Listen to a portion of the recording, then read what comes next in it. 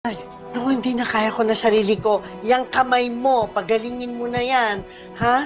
Hindi mo kayang mapatawad si Rigor. Ba't ka pa nandito?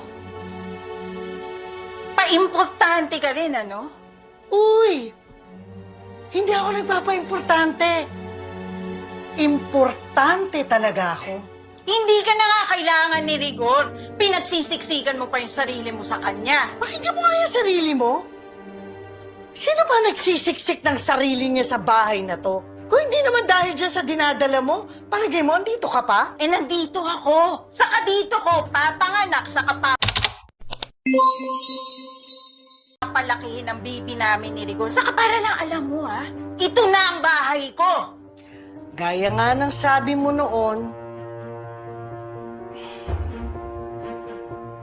hanggang kailan?